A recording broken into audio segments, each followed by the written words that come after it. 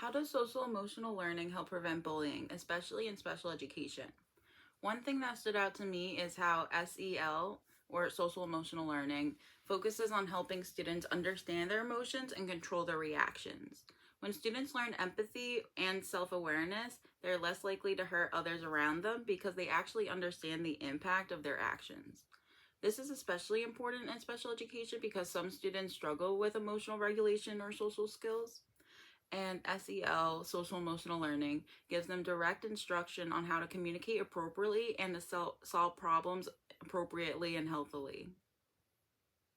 As a future special education teacher, I want to build social emotional learning into my daily routines and not just have it as an extra lesson. Creating that kind of positive classroom environment can prevent bullying before it even starts. Um, Another thing I want to answer is, what warning signs of cyberbullying should I look out for? Something I realize is that cyberbullying isn't always obvious and out in the open. Students might suddenly seem withdrawn, upset, or anxious after being on their phone or computer.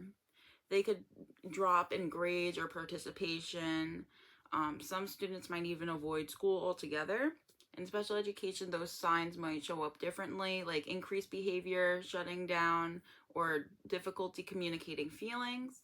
Um, this reminds me that personally, I need to know my students and each one of my students and how they react every day and what they usually behave like on the daily routine, so I can notice when something changes, so then I could be on it as fast as possible.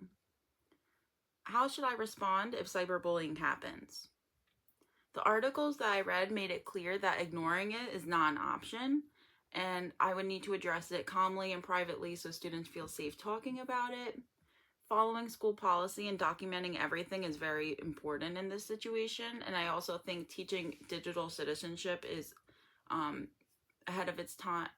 Ahead of time is huge. Students need to understand that what they post online have real consequences, and that when you post something online, it doesn't just disappear, it's on there forever. So you can't really take that away. And also, hurting someone else also sticks with them forever too. So I think they need to understand that um, bullying someone online also affects them in person too, and it affects the person not only online, but it affects their mental health overall. In special education, I might need to break down expectations more clearly, use visual or role play situations so students fully understand appropriate online behavior. Prevention is just as important as intervention, in my opinion. And another question I want to answer is, what does the research say about the effects of cyberbullying? The research showed me that cyberbullying can lead to anxiety, depression, and other emotional distresses. It's not just about kids being kids, it could have serious long term effects. And students with disabilities are often more vulnerable, which stood out to me since that's the community I ultimately want to work with.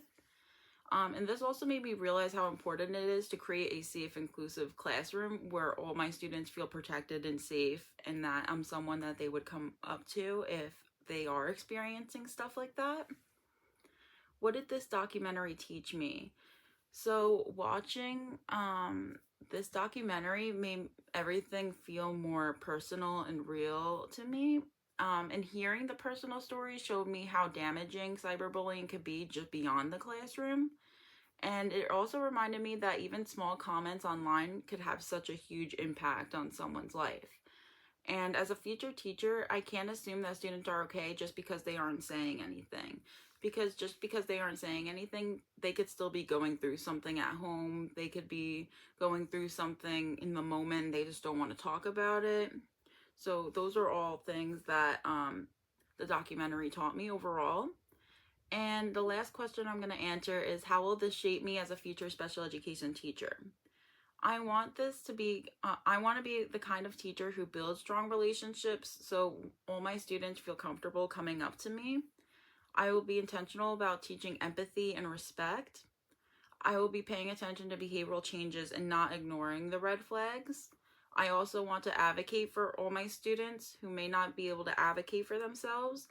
And overall, this really enforced for me that preventing bullying isn't just a part of the job, it's a part of protecting my overall students' well-being.